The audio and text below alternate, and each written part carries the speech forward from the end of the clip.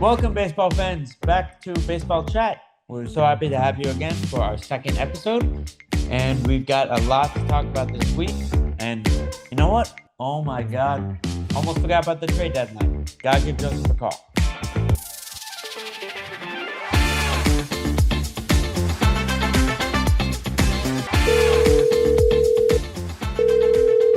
Benji, the trade deadline. I'm so excited. Dude, I cannot wait. We've had some massive trades over the years being done at the deadline. And for those of you who don't know, I'll explain a little bit about what the deadline is. August 1st at 4 p.m. Eastern Time. That is the last day that any team can make a trade. Doesn't matter from beginning of the season. August 1st, 4 p.m. Eastern, that is the last day any team can make a trade. Can be someone is injured, they can make a trade for them. Could be someone for the future. You never know.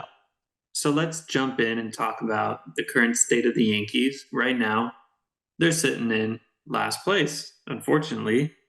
And how many games back are they, Benji? They are out of first place. They are now, I believe, 8.5 games back. Nope, just 8 games back. And of the wild card, they are only 2.5 games back. The Orioles have moved into first place. And this weekend, the Yankees are going to be taking on the Orioles. And you know who's coming back? Oh, I know it's coming back. I think I will let you announce who's going to be back Friday afternoon. The captain, Aaron Judge, is coming back this Friday. Be there, be ready, because Aaron Judge is going to come in. He's going to come in hot. Stanton's going to hit right next to him. And they're going to destroy the Orioles and probably squish that 8-game deficit to probably like a 5-game. I mean, I don't know. Is the series a 4-game or a 3-game series? Just a 3-game series. But with Judge coming back, this is the biggest 10-game slate of the Yankees because not only do they have Baltimore for 3, the next 3 they got Tampa and the Yankees right behind them for the wild card, and then after that, 4 games with our heated rivals, the Houston Astros. Wow, exciting baseball is coming up. Wow. And Judge couldn't be back at a better time. You know, Aaron Judge is great, is wonderful. We all know what he brings, but you can't do it alone. What else do you think the Yankees need to improve upon? I really think they definitely need to improve upon a left fielder. Have Stanton playing in left, who's DHing. You know, it doesn't work. I don't like Billy McKinney. I like Jake Bowers, but those two guys, they're platoon guys. Exactly. They're platoon. They're not meant to be in the starting lineup in the playoffs. Platoon guy is mainly meant he comes off the bench, is the starter a night off. Maybe he goes 1 for 4, 2 for 4, gets a couple of hits, plays some good defense. Like he's just there. Hey, I'm here for a night. That's it. What about on the infield?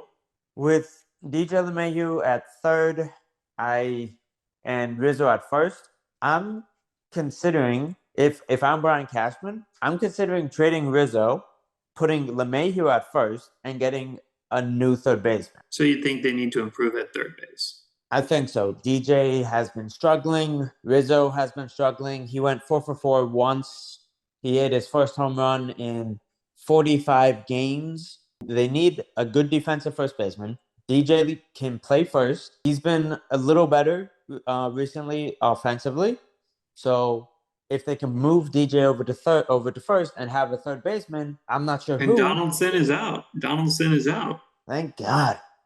I say as a fan. As a fan, I say thank God. As a human being, I wish him good luck. Here at Baseball Chat, we only wish the best health to all the players in the league.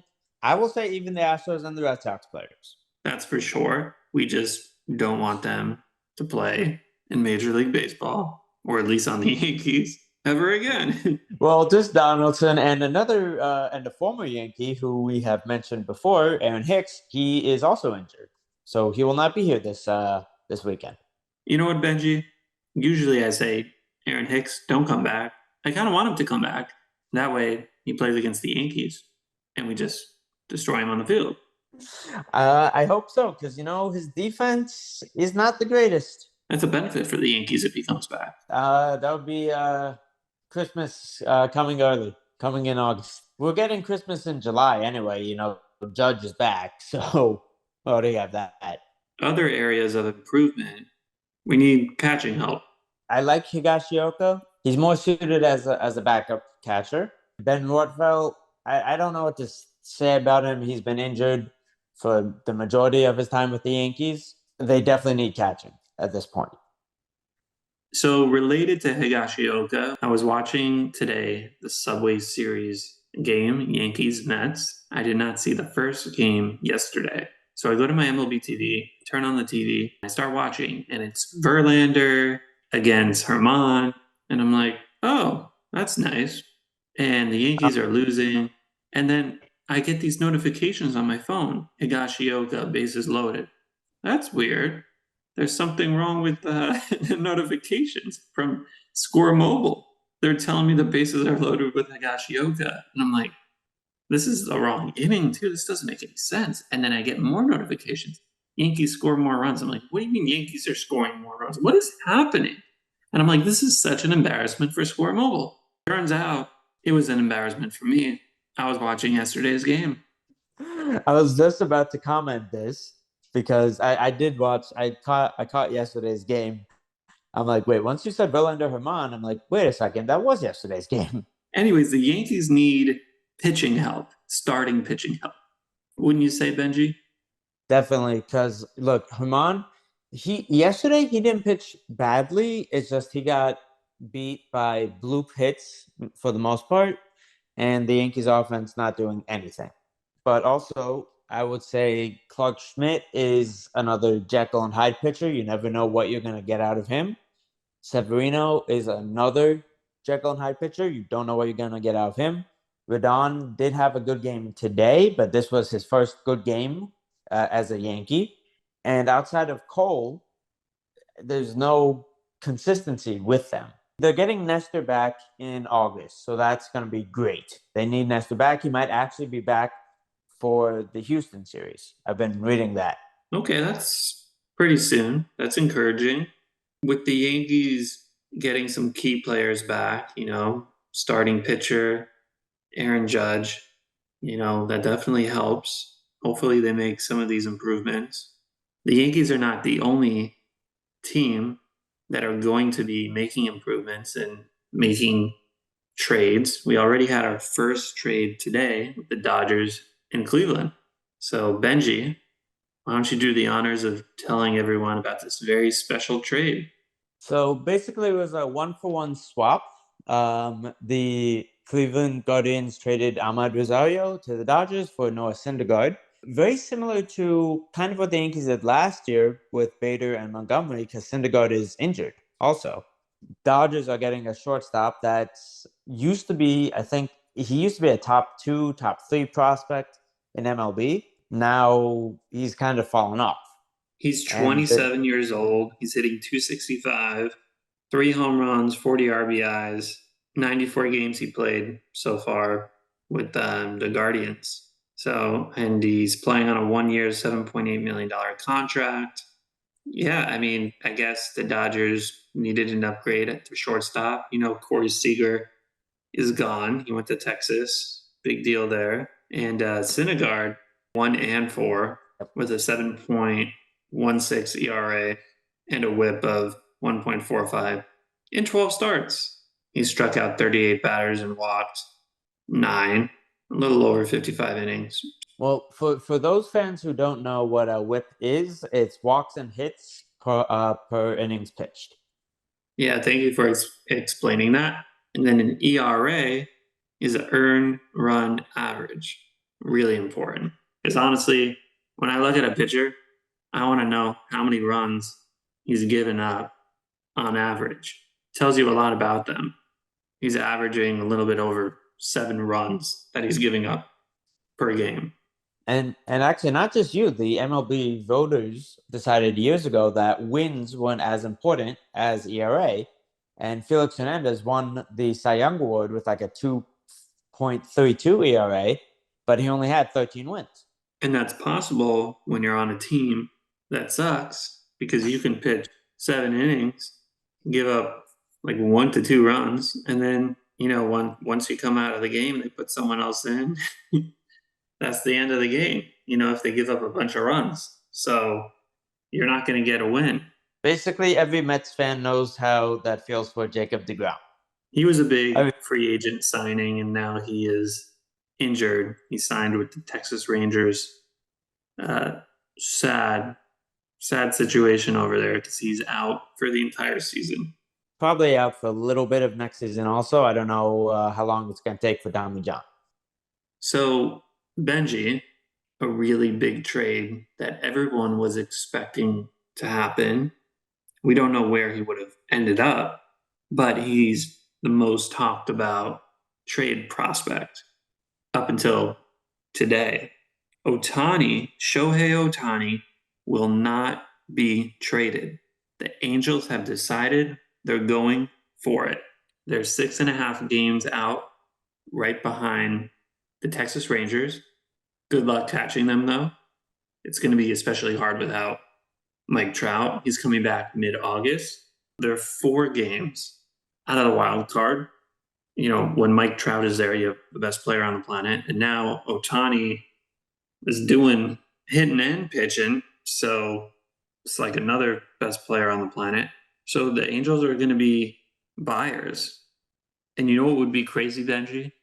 If they trade and try to get Soto, who is the next big trade prospect. So here's the thing about that, because their owner, Art Marino, he does love to just throw money at big free agents and see what will stick. The thing about that, however, is that it hasn't worked once in the past 20 years. Yeah, he's throwing the mud at the wall, and the mud is not sticking on the wall. Not in the slightest. Like, because here's the thing, money, you can have two, three big name guys that are costing $1 billion. Because between Mike Trout, between Otani's contract next year, it's probably going to be about 500 million. If they do get Soto, I think his contract's like 150 mil, 200 mil. I have to double check his contract. But between three players, you're spending $1 billion. And then where's the rest of the money going? Very good point.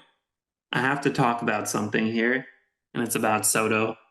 We cannot continue this podcast without mentioning the fact that he turned down over $400 million.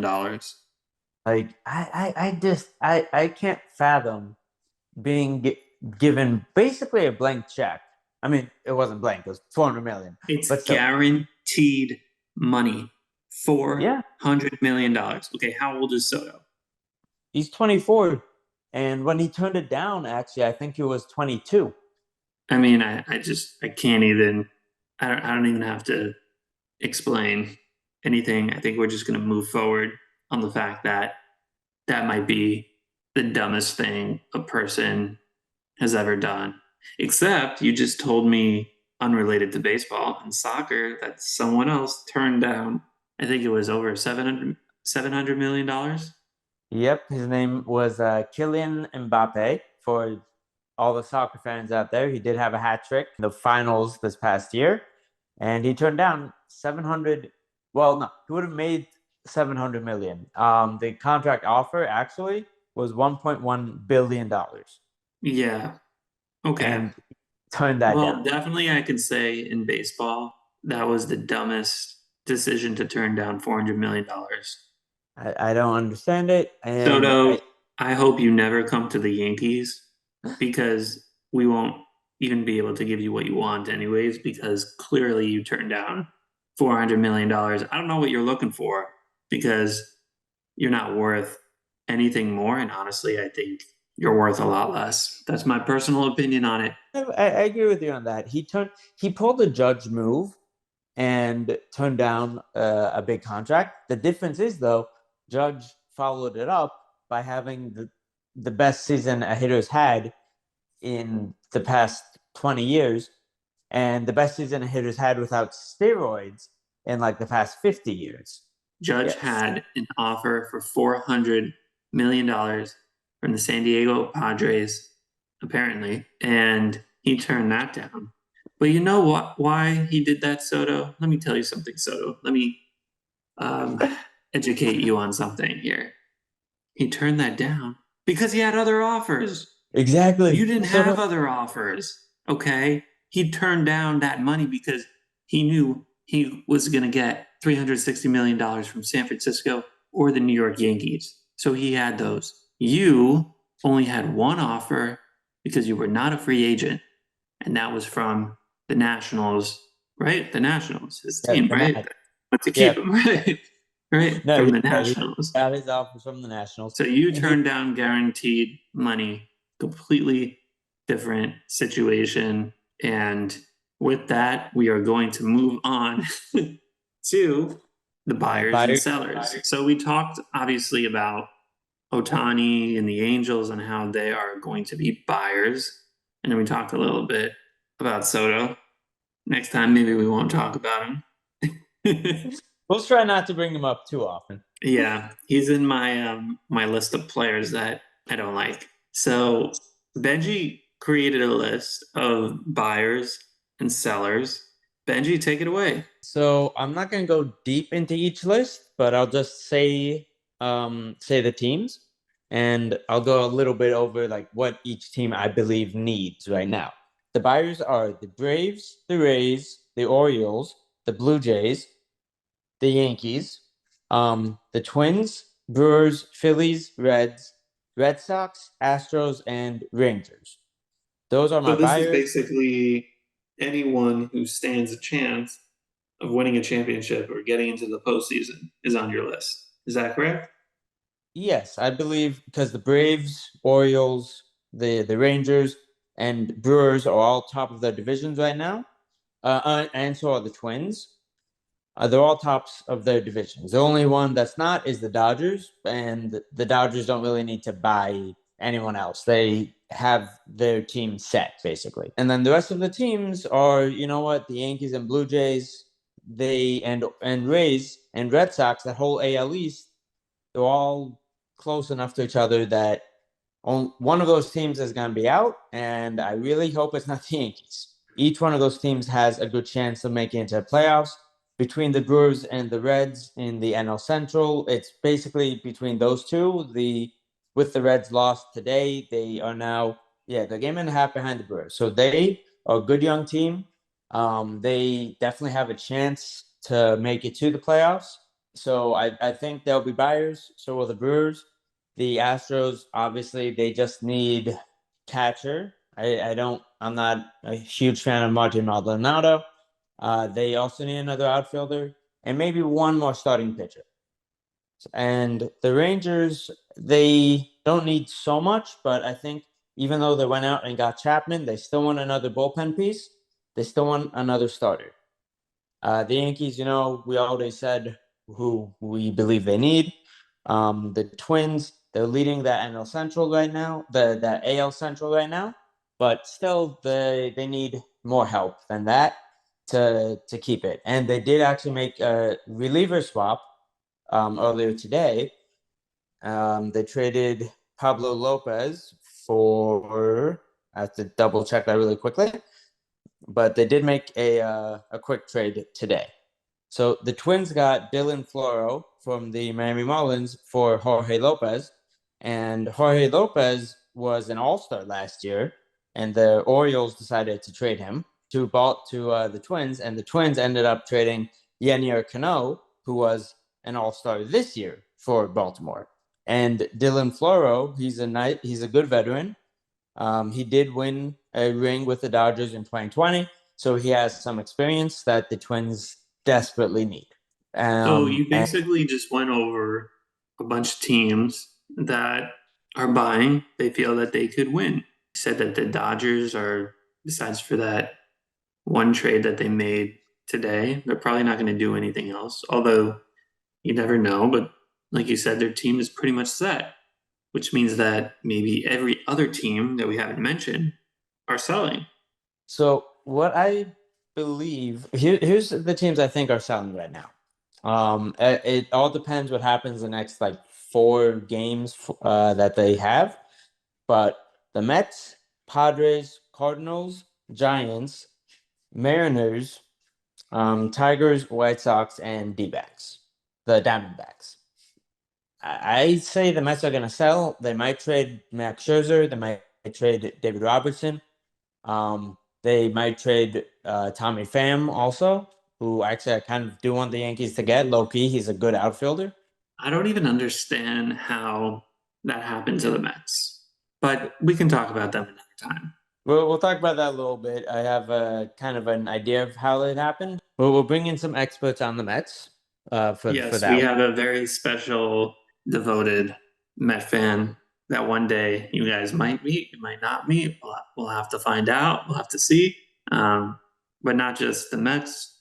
We're gonna have probably a Dodgers fan on here, and then maybe a St. Louis Cardinals fan. So give it a little different perspective on what it's like to root for another team. Obviously, Benji and I are only familiar with the 27-time World Series champions. Yankees, and we actually have. I just thought of someone now who's even more of a devoted fan than we are, who's been a fan of them for about I think 50 years at this point. We'll see if we can get him on the line. Yeah, we'll see. We're gonna have I, some very special Yankee fans on here I, too. I think we That we know. can promise you. That we can promise you.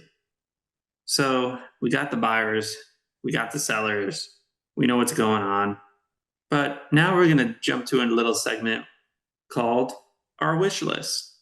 And maybe there'll be an early Christmas in August for the Yankees or for us, Benji, because I'm wishing on a big star in the sky for a very special player, Mike Trout. Now, I know what you're thinking. Yeah, I know what everyone's thinking. We just talked about how the Angels are going for it, and that makes no sense. But that's why we call it a wish list, and a Yankee fan could dream. I mean, yeah, for wishing, I'm wishing they get Otani. Um, but we know that's not going to happen. I just And have other, to, and we'll talk about the best players in the game. That'll be another show. We'll talk all about who's the best and who's been the most consistent. But I have to just say, for one moment, when you watch Mike Trout on TV and then when you watch him in person, it's completely different. This guy he's incredible. When I went to a Yankees Angels game in Anaheim, I never found myself almost cheering for the other team, but I wasn't really cheering for the Angels. I was cheering on Mike Trout. Like, when do you cheer on a player from the other team? Maybe if they're throwing a perfect game, you're like, okay, hats off. This guy, I'm talking about a regular game. This guy's unbelievable. I think he must have had 3 or 4 hits that game, and he made 2 unbelievable catches. And when you see the ball out of the sky and you see where Mike Trout is on the field, and you're like, there's no way he's going to get to that ball. And then he just does. And you're like, oh my God. I mean, your mind's blown because you're like, oh my God, that was such an amazing catch. But oh my God, that sucks for the Yankees because they really needed, that run to score. And you're just kind of back and forth. And the speed that this guy has, and the power, and it's unbelievable. I Anyways, will that's my top player that I wish for. How about you, Benji? Ronald Acuna Jr. This guy, he has everything. I think right now Ronald Acuna is one of the most electric center fielders in the game. He has power, he has speed. He's already got, I think this year alone, he's already got like almost 50 stolen bases, which that's something we haven't seen in a long time. He hits for average, he hits for power, he has a chance to have a 40-40 season, which for those of you who don't know, it's a guy who has 40 stolen bases and 40 home runs. He's already got 48 stolen bases. He has a 328 batting average this year, 407 on base percentage. He gets on base. He hasn't won a gold glove yet, but he does play gold glove defense. He hasn't won an MVP yet, but I think this year will change that. Only 25 years old. I think if the Yankees can somehow, some way convince the Braves to trade Acuna, then they definitely should. Well, I must say, Benji, that it almost sounds like my wish for Mike Trout. Very unrealistic. It does. It does. I ain't gonna lie. I can't even do that in MLB The Show. There's no way.